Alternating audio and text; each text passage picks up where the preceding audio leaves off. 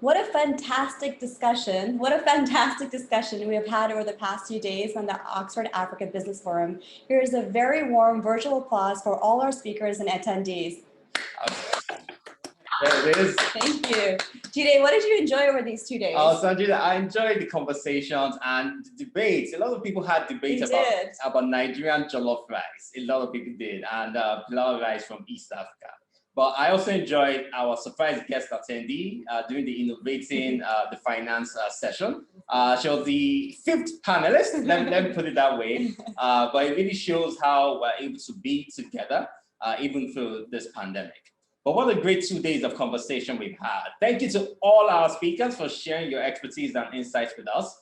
To our attendees for joining the conversation, for your questions, thoughts, and comments. So we kicked off day 1 with the richness of the conversation, speaking on the challenges and progress towards the Sustainable Development Goals and on good governance and structural opportunities on the continent. It's amazing to see such African excellence progressing forward. African excellence. And on day 2, we focused on the role of entrepreneurship in Africa's ecosystem and brought capital market experts, industry experts to discuss the opportunities for entrepreneurship as a way to stimulate economic growth.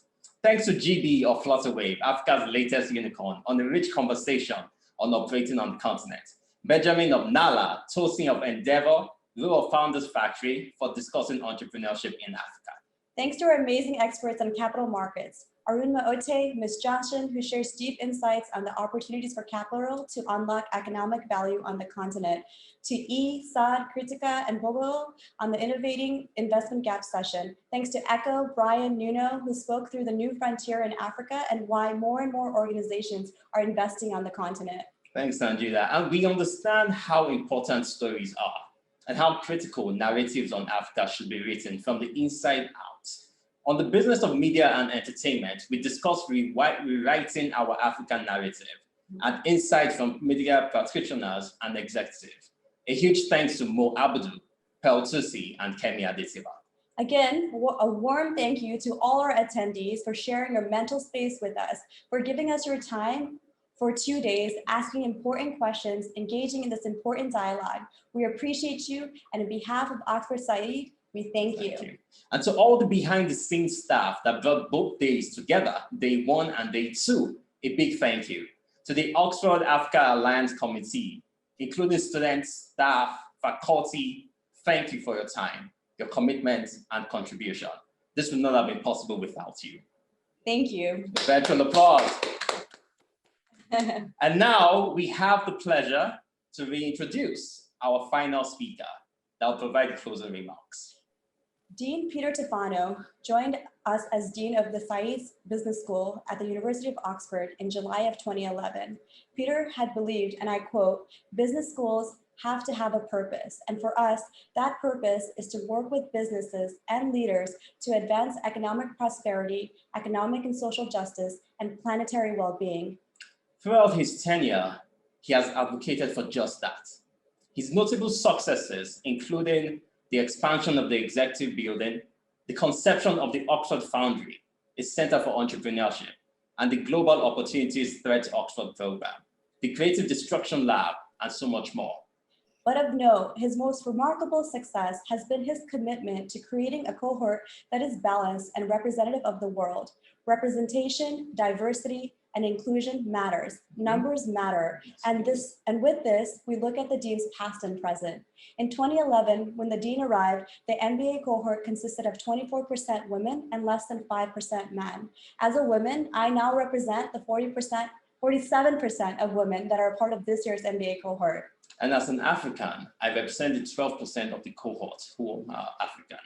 Sanjida and I both wanted to choose a school that we could learn from and grow from, and that also looked like the world that we live in, diverse and rich.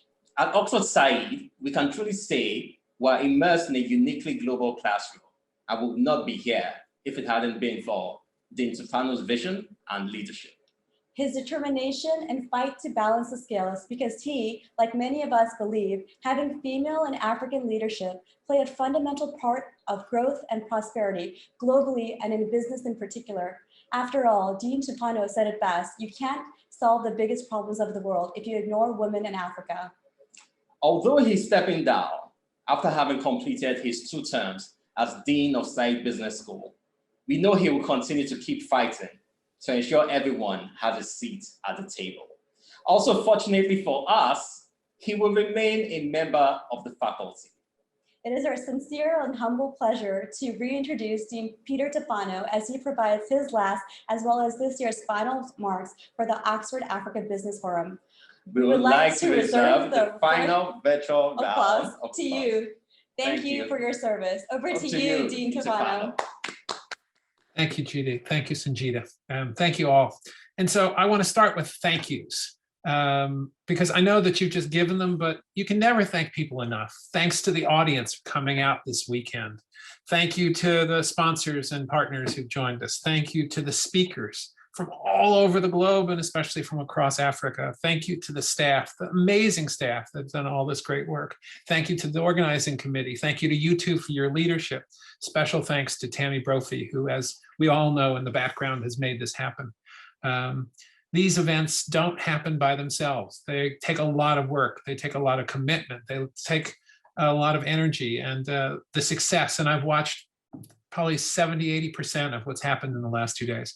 And it's been tremendously successful, is down to the hard work that everybody's done. So first of all, thank you. That's the first message and the most important message that I'll deliver. Thank you for those kind words too. They mean a great deal to me. This is, as you've said, the end of my 10th year, and in 7 weeks, I think it's 7 weeks, I stepped down as dean. And this may be the last event that I actually speak at. So it's a special one to me. And you're right, those statistics are what we experienced when I first came. If you look globally, in 2011, Africans counted 1.9% of all MBAs in the world. And you said less than 5%. I think that first year we were in the 2% range. It just seems stupid. You can't talk about solving the global problems of the world. You can't talk about any of the things that we intellectually know, that diverse teams work better, that the world's problems need kind of the world's people without doing the things that we've done. And we've done them. And your class is a testament to that. And again, a big kudos and a thank you to the recruiting and admissions team. And Tammy has played a major part in that. And we can feel great about the fact that we are where we are. But I think what I'd like to leave people with is a sense that the work has only just begun. So if you think about some of the messages that you've heard, there's so much to be done. And of course, we need to continue to have lots of African representation on the class, but we need so much more than that. We need to be able to understand this African voice, but this voice in academia is through history and through research. We need research about what's going on in Africa. You heard from various places that we need to make sure that the teaching takes place around Africa. And that's why one of the last things I'm trying to work on is to see if we can formalize that, to try to see if we can find some professors who would be able to join us in time to be able to teach around Africa. We need to be able to not only celebrate Africans, but have the world understand more about this continent. And that's why I think the most important thing that you do, in fact, as part of this event, is to share it not only with the Africans in the school and friends of Africa, but everybody, so that all of us know how important this continent is and how amazing it is and how it is that it's going to really determine the face of the world.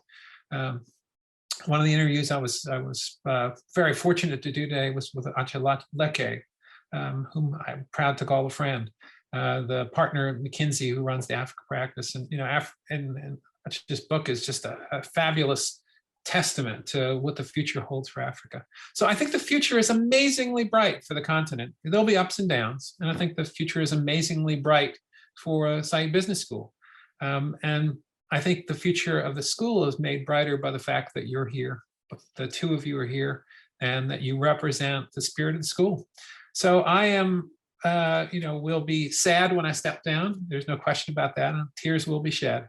But, I will feel extraordinarily proud of the work that you all have done and extraordinarily excited to watch that work from a bit afar.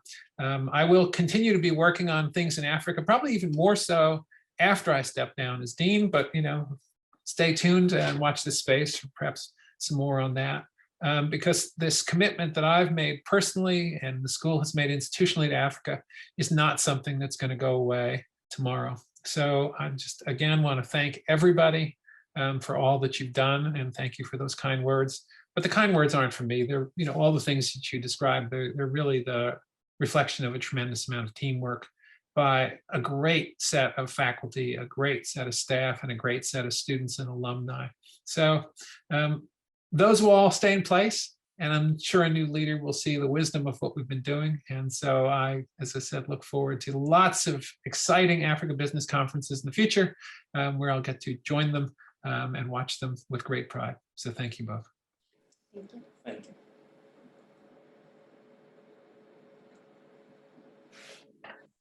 Thank you.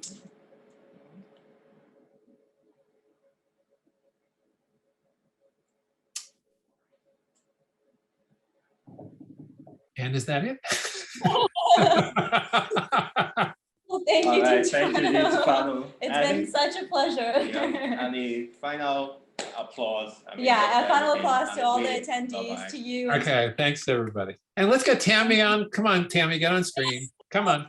There you go. I'm here. Thank you so much.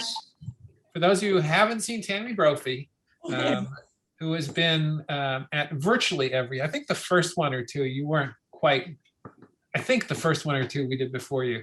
Yes. But everything beyond that, this African conference is largely, product of great student work, but Tammy has been instrumental to all of that. So, if we're going to thank everybody, it's nice to see Tammy out front, and there's so many other people that have made this possible. So big virtual and not so virtual applause for Jide and Sanjida and Tammy and the team and everybody.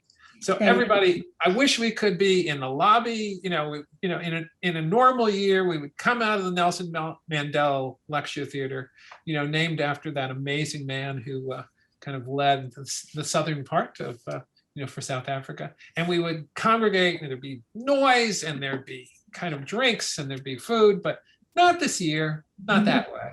So perhaps next year. So with that, I think, shall we bring this to a close, Tammy? Yes. Okay. Thank you all. Excellent. Until next year. Yes. Yeah. Okay. Bye. Take care. Bye.